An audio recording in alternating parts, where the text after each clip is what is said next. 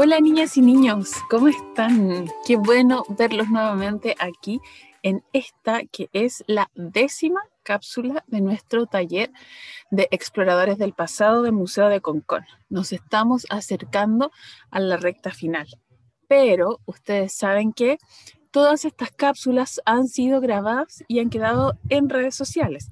Así es que si llegaste a esta cápsula recién y quieres ver las anteriores, no dudes en buscarnos en las redes sociales del Museo de Concón, de la Municipalidad de Concón, y allí vas a encontrar todos los enlaces. En la sesión anterior estuvimos hablando sobre el origen de la especie humana.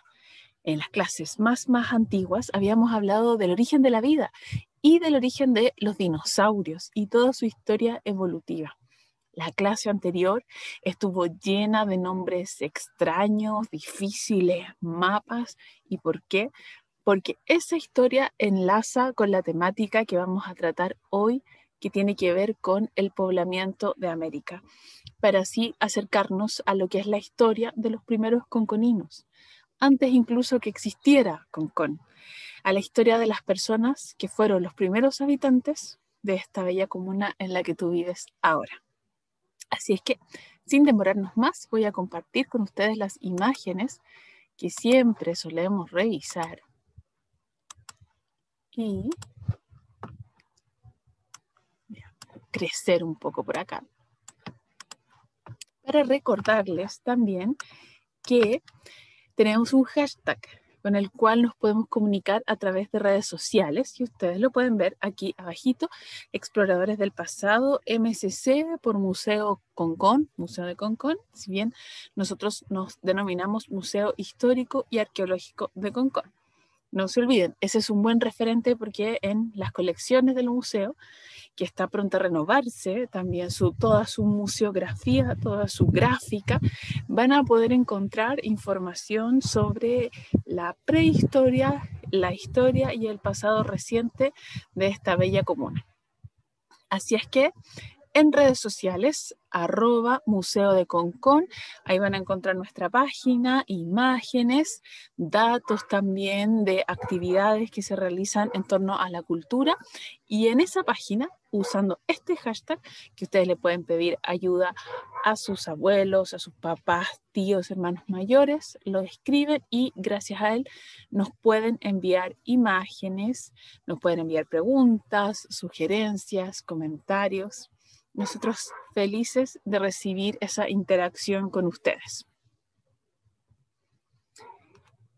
Les decía yo entonces que en la sesión anterior hablamos respecto del origen del hombre.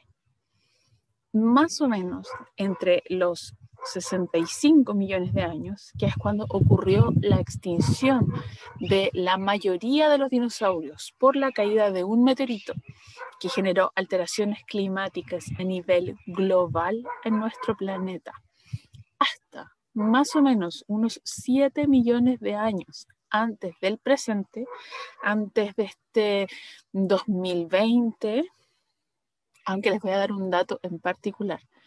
Cuando los científicos hablan de antes del presente, se están refiriendo más o menos hasta antes de 1950. Vamos a tener que actualizar esa referencia, porque ya ha pasado harto tiempo, casi medio siglo más. Bueno, les decía yo entonces que entre los 65 millones de años y los 7 millones de años hubo una importante historia evolutiva, donde los reptiles siguieron evolucionando, los insectos, los anfibios, el reino vegetal siguió evolucionando, pero cobra vital importancia para nosotros la evolución de los mamíferos. Dijimos que al momento de la extinción de los dinosaurios, los mamíferos, y principalmente el individuo que dio origen a nuestros ancestros, era del tamaño de una pequeña ardilla, muy pequeñito. Y desde esa época hasta los 7 millones de años aparecieron unos individuos similares a los grandes simios actuales, que tenían ciertas características particulares, como vivir en árboles, pero pasar cierta parte del día caminando, desplazarse con brazos muy largos entre las ramas de los árboles, pero sobre todo tenían curiosidad.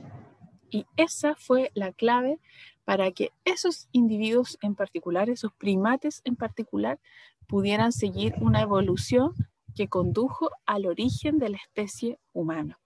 Revisamos casi uno por uno nuestros ancestros, nuestros abuelos, y llegamos al punto en que hace unos 150.000 años los primeros Homo sapiens aparecen en el norte de África, en Europa, en el sur de Asia y también en parte de China.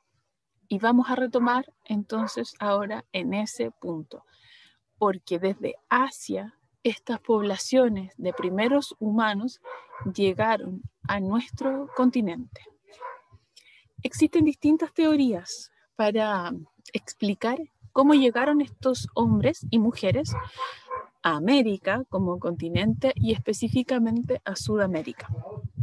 Han existido varias, vamos a revisar algunas imágenes, pero esta es sin duda la más aceptada durante muchas décadas, que habla de un paso de hombres y mujeres por Asia, por un paso de tierra, este bloque de tierra que ustedes pueden ver aquí, que se llama Beringia, habría estado disponible solo durante ciertas épocas, durante años específicos, y el resto del tiempo habría estado cubierto por agua.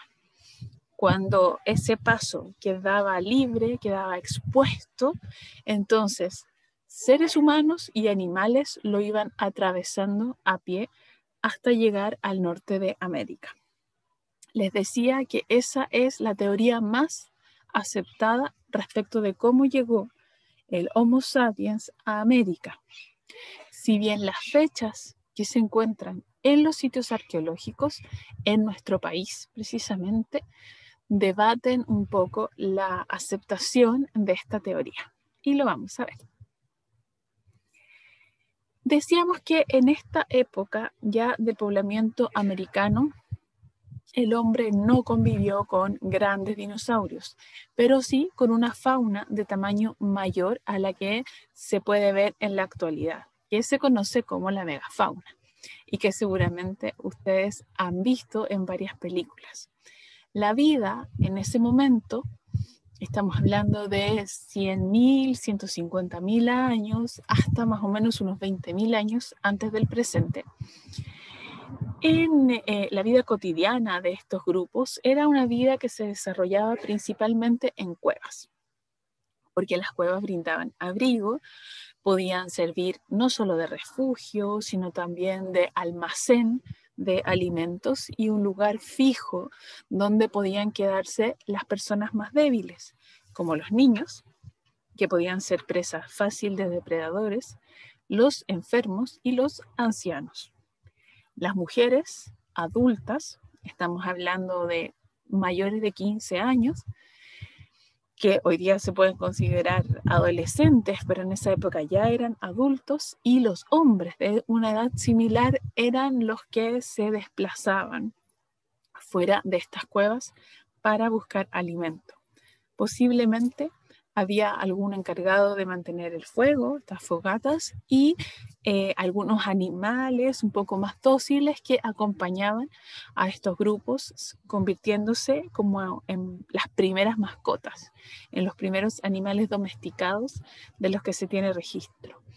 Esta vida en las cavernas no es algo casual, no es algo que se nos haya ocurrido casualmente a los investigadores.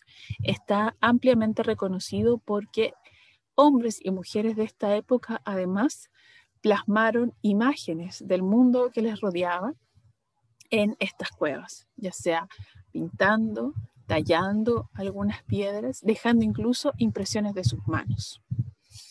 Ahí vemos una representación, por ejemplo, de cómo debió haber sido la vida familiar cotidiana. En un momento de invierno, quizás con menos horas de luz afuera, podrían haber estado mucho más tiempo en el interior de estas cuevas, refugiándose del frío, conversando, preparando algo de comida, enseñando quizás algunas formas de trabajo, como pueden ver ustedes acá, con hueso, tallando hueso, preparando quizás pieles, enseñándole a otros a hacer fuego, cuidando a los niños, tal como funciona una casa actualmente, pero en estas cuevas.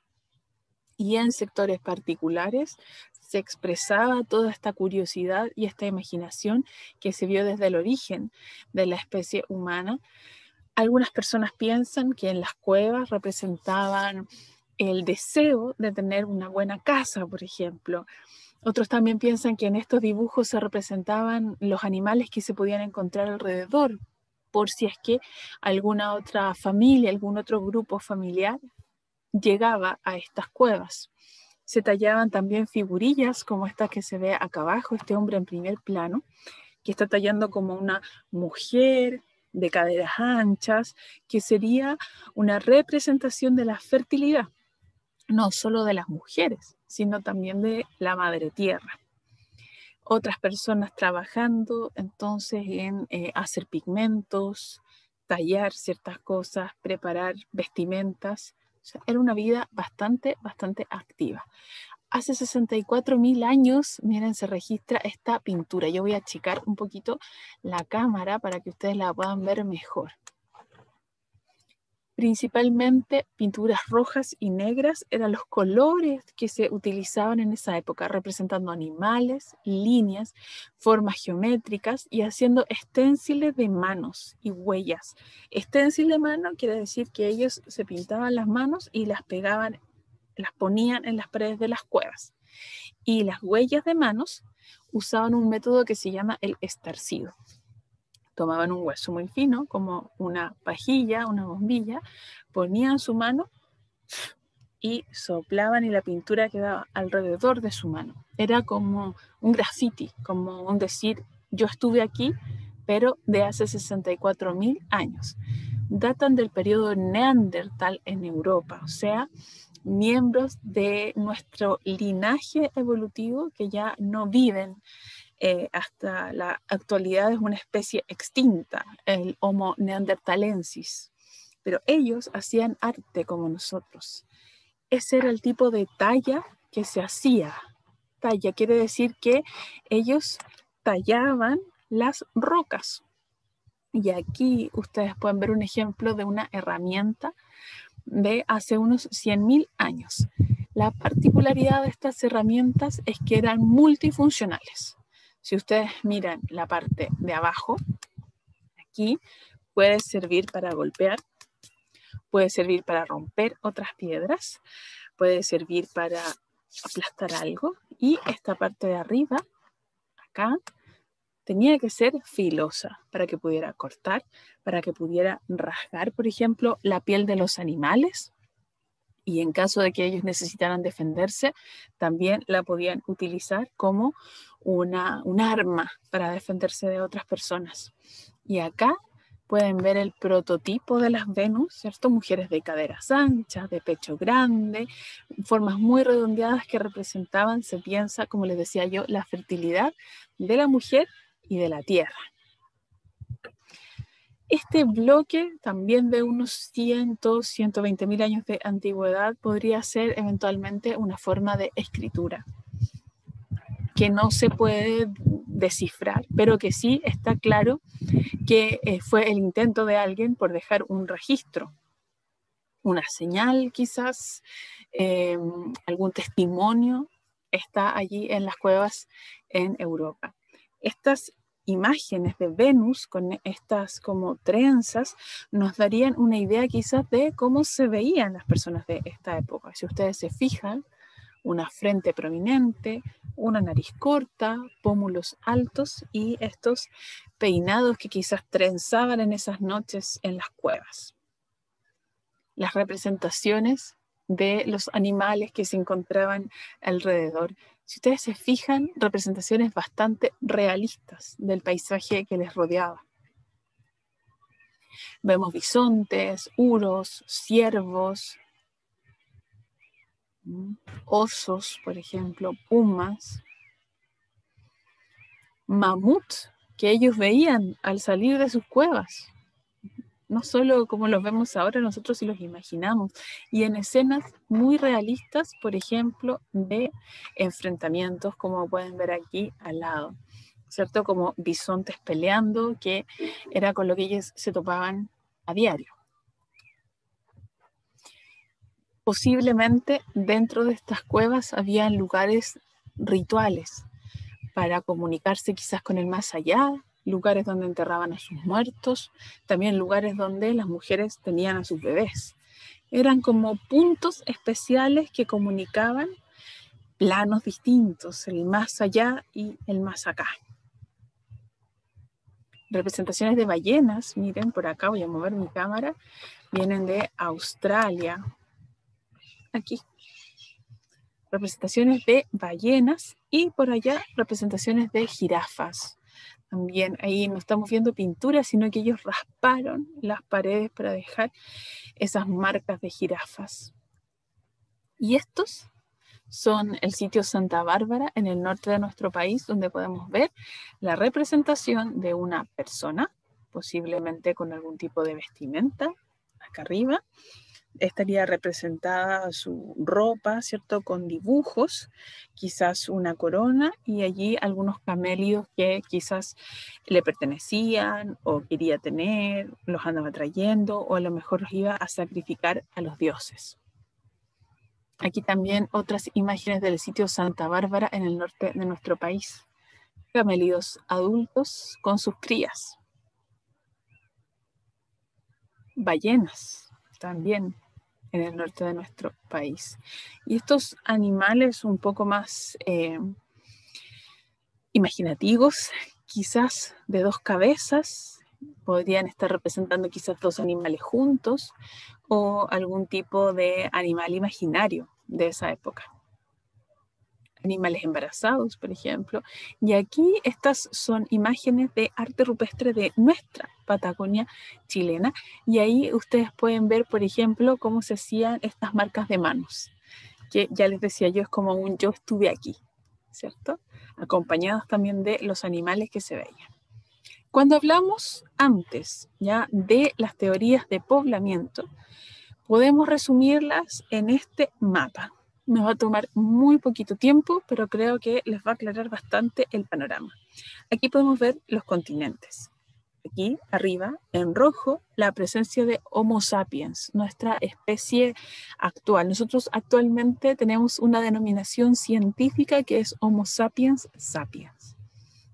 Tenemos nuestro género Homo, nuestra especie sapiens y nuestra subespecie sapiens.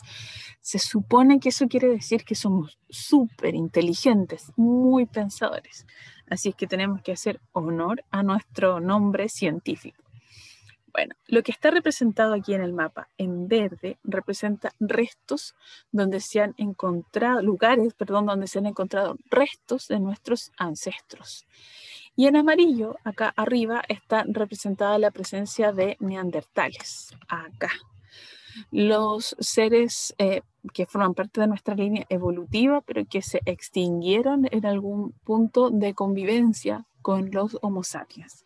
Dos teorías: o los neandertales se fusionaron con nosotros, o hubo una suerte de competencia entre neandertal y Homo sapiens y ganamos nosotros como especie los Homo sapiens.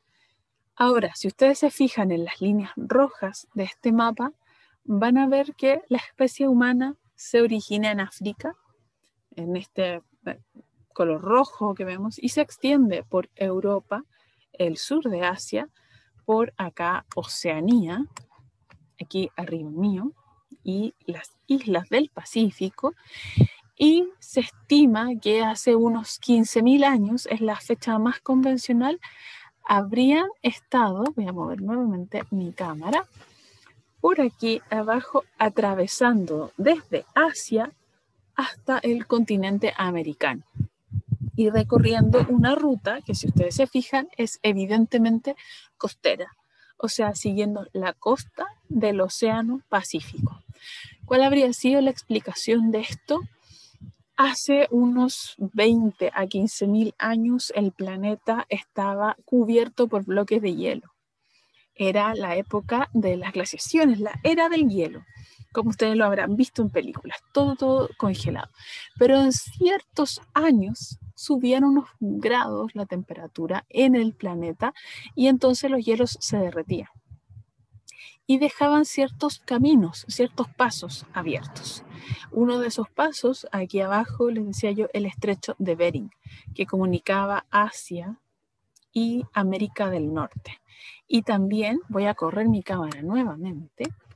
Por acá, ese camino rojo que está representado habría atravesado entre bloques de hielo, formando un corredor que habrían recorrido poblaciones hasta llegar al sur de nuestro país, que habría sido, por así decirlo, la meta final, la conquista final.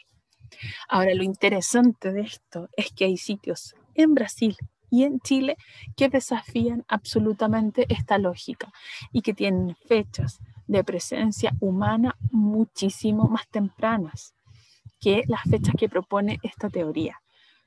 La teoría convencional dice que hace unos 15.000 años antes del presente el hombre llegó a América. En Monteverde, en Chile, hay evidencia de que podrían haber estado incluso hace 30.000 años ciertas familias habitando lo que hoy es nuestro país. Estos eran los animales y este era el paisaje más o menos al que se enfrentaban los primeros pobladores del continente americano. Mamuts, bisontes, tigres, diente de sable, caballo americano y sectores donde los hielos se extendían y a veces retrocedían. Esa es una representación de la megafauna americana. Aquí en esta esquina el tamaño de un adulto actual y podemos ver tortugas, armadillos, tigres dientes de sable, pájaros dodo, osos, cocodrilos, los gonfoterios, que eran estos elefantes que están por allá arriba, cóndores. Podemos ver ese tipo de llama que se extinguió aquí arriba, más arriba, los milodones, por ejemplo. Todos esos grandes animales que convivían a veces siendo depredadores de estos primeros humanos y a veces siendo presas. Esta es una representación. Si ustedes quieren, le ponen pausa un ratito al video y ven en mayor detalle de la fauna sudamericana en esta época del poblamiento americano. Osos, algunos cerdos, familias de camélidos, algunos cánidos, o sea, perros que se convirtieron en los primeros perros domésticos.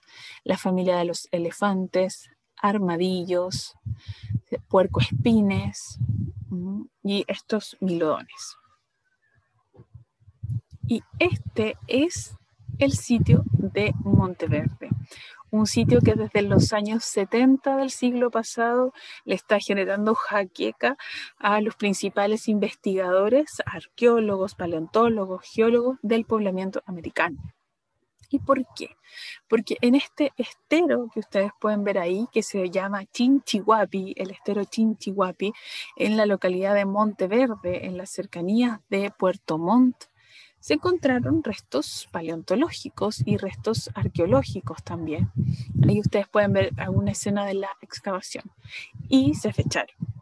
Se intentaron fechar, así como veíamos que se trataba de fechar un poco los dinosaurios para saber en qué época vivieron, y se toparon con hallazgos muy interesantes. Habrían restos de presencia humana que están ahí como en cuestionamiento de hace unos 30.000 años. Y hay una presencia confirmada más o menos de unos 18.000 años antes del presente. La duda es cómo recorrieron tanta distancia desde Norteamérica hasta el sector de Puerto Montt actual grupos que habrían estado entrando recién al continente. Esa duda le sugiere a los investigadores que la presencia humana en Sudamérica es mucho más temprana que lo que se estima. Esa es la reconstrucción que se ha hecho de cómo era la vida en Monteverde. Toldos. Se hacía una estructura de madera fácilmente desarmable y encima se ponían estos cueros para poder refugiarse. muy similar a la vida de las cuevas, pero ahora en lugares abiertos. Y eso tiene que ver con que conocían mucho mejor el entorno. En Monteverde se han encontrado restos de recolección, restos del uso de plantas medicinales y también herramientas de piedra, por ejemplo, utilizadas como herramientas de uso cotidiano, también para cazar animales que se veían en el entorno. Y acá pueden ver ustedes otro sitio arqueológico famosísimo que se encuentra en las cercanías de Osorno y que es Pilauco. En Pilauco se encontró una huella humana de hace unos 18.000 años de antigüedad y luego se encontró otra de 14.000 años de antigüedad comprobada, a diferencia de lo que ocurre en Monteverde, que está un poco en cuestionamiento. Acá está comprobado que esa habría sido la antigüedad de esta pisada humana. Y ustedes, me voy a correr un poco con la cámara porque hay algo interesante respecto de esta pisada. Ustedes dirán, ¿dónde está la pisada? Lo que se ve más alto es el arco, lo que nosotros dejamos como la marca cuando pisamos. Pero si ustedes se fijan, es más curva.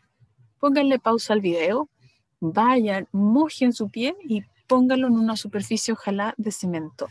Va a dejar una huella que muestra todo lo que se apoya de nuestro pie, que es más o menos el sector de los dedos del pie, a una huella hacia el lado y luego el talón.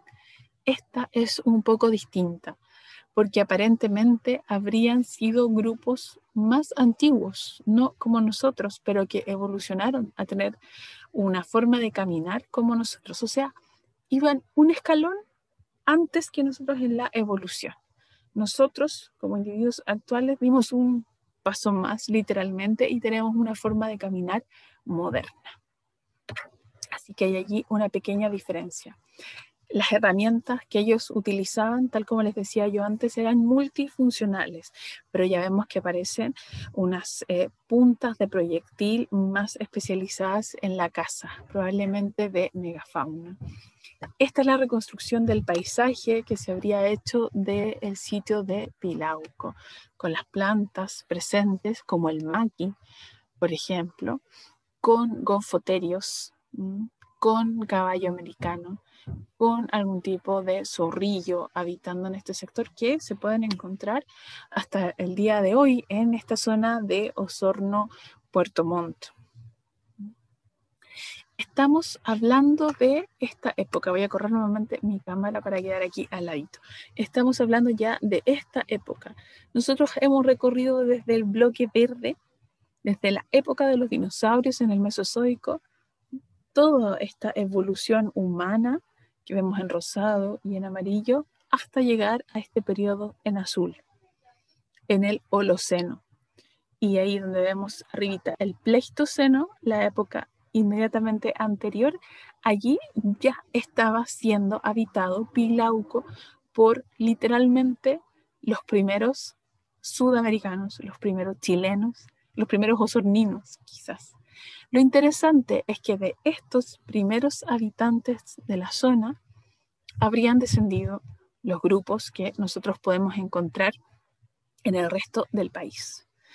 Con mayor o menor distancia de este poblamiento americano original, descienden también los primeros habitantes de nuestra comuna. Una representación de los gonfoterios que ustedes pueden visitar en el Parque Chuyaca, en Osorno. Unos elefantes un poquito más bajos, bastante amigables, ¿verdad? Que se habrían topado también con milodones y con tigres dientes de sable en la zona. Y fíjense que esta representación es muy precisa. Sectores pantanosos y praderas habrían sido lo que habrían habitado estos individuos, estos primeros seres humanos. Mastodontes también presentes en la zona de Pilauco, que está siendo estudiado desde hace bastante tiempo. Otra imagen de la pisada. Ven que es una huella un poquito distinta a lo que nosotros vemos de nuestro pie. Ojalá hayan hecho el experimento de marcar su pisada para que puedan comparar estas imágenes. Bueno, chicos, me interesa que ustedes mantengan en su mente y en su corazón la importancia de estos primeros americanos, de estos primeros seres que poblaron nuestro continente, que tenían curiosidad como los primeros primates, que creían en el más allá, que creían en una representación artística, seguramente una representación musical, ¿cierto? Andaban a lo mejor con restos de huesos, fíjense que se han encontrado flautas de hueso, silbatos, por ejemplo, así que su día debe haber sido musical, artístico, de mucha conversación, de mucha exploración del entorno, de ir probando y reconociendo distintas plantas, de ir viendo también qué animales podían atacar y depredar y qué animales mejor mantener lejos por el bien de ellos y de sus familias. Ellos son los primeros habitantes del continente y de ellos desciende, por ejemplo, esa mujer de 4000 años que se encontró enterrada en Refinería, en Concón, y que nosotros pudimos recuperar en el museo y que corresponde a una de las primeras conconinas, ¿cierto? Así es que ese es nuestro acervo, nuestra historia, nuestro pasado. Ojalá no lo olvidemos. Les recuerdo entonces que preguntas, comentarios y sugerencias nos lo pueden dirigir con el hashtag Exploradores del Pasado y recordarles que nos vemos en las próximas sesiones, que además van a ser muy interesantes porque vamos a hablar de el poblamiento de nuestra comuna, de los primeros habitantes de la zona de Concón, cómo eran, qué hacían, los conocen. Si no, pueden encontrar en esas cápsulas algunos nuevos datos sobre ellos. Así que los espero. Hola niños y niñas, los invito ahora a realizar una interesante actividad para complementar lo que hemos estado viendo en estas últimas cápsulas sobre la vida de nuestros ancestros en la época de las cavernas, aquellos hombres, mujeres y niños que convivieron con la megafauna y que en muchas ocasiones, una vez que los cazaban para defenderse o para alimentarse, sacaban algunos dientes, garras o huesos y se hacían joyas, posiblemente para demostrar que eran excelentes cazadores, quizás para honrar a esas tremendas presas o también para llevarse algún tesoro. Yo creo que les va a gustar mucho la actividad de hoy porque es una manualidad que les va a permitir una cantidad infinita de creaciones. Lo que vamos a hacer es una pasta de sal. Necesitamos 2 tazas de harina, 1 taza de sal y media taza de agua tibia para realizar esta masa, como la que ven ustedes en la imagen. Necesitan pocillos que pueden ser de vidrio, de plástico o incluso una mesa para poder mezclar estos ingredientes. Lana o hilo para hacer un collar y un horno, cuyo uso es opcional. Les explico. Les sirve cualquier tipo de harina. Puede ser harina con polvos de hornear, sin polvos de hornear, o puede ser también harina integral. Si utilizan harina integral, la masa les va a quedar un poquito más oscura. Y si usan harina con polvos de hornear, va a quedar una masa más esponjosa. Yo les recomiendo que si van a conseguir harina específicamente para esta manualidad, lo hagan con harina sin polvos de hornear. Y el tipo de sal que tenemos que utilizar es la sal de cocina o sal de mesa.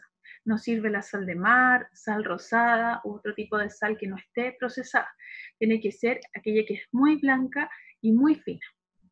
Y la cantidad de agua tibia, que tiene que ser que no les moleste al tacto, puede variar un poquito dependiendo de la consistencia que ustedes le quieran dar a esta masa. El uso del horno es opcional y obviamente tiene que estar supervisado por algún adulto. ¿Para qué se usa este horno? Después que ustedes hagan la manualidad, pueden meter al horno eléctrico o al horno de la cocina sus creaciones para endurecerlas. En la medida que esta masa pierde humedad, se vuelve muy, muy, muy dura.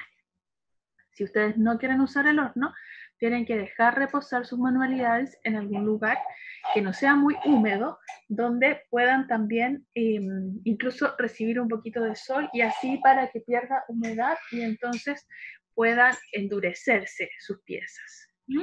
Así es que las pueden dejar secando o le pueden pedir a algún adulto que ponga en el horno sus manualidades. El horno microondas no sirve y el tiempo que tiene que estar en un horno caliente va entre 2 a 3 minutos. Tengan mucho cuidado porque estas piezas se calientan mucho una vez que están en el horno. Así es que tengan mucho cuidado con potenciales quemaduras. Recuerden siempre que ustedes tienen que realizar una masa como la que se ve en las imágenes. Va a ser una masa muy moldeable en la medida en que se quede guardada, bien sellada, va a mantenerse blanda, pero luego se va a empezar a endurecer. Aunque parezca que es una masa como la que ustedes pueden utilizar para fabricar pan o galletas, no es una masa comestible. Es muy salada y muy dura, así es que no les recomiendo bajo ninguna circunstancia que la prueben y se la coman.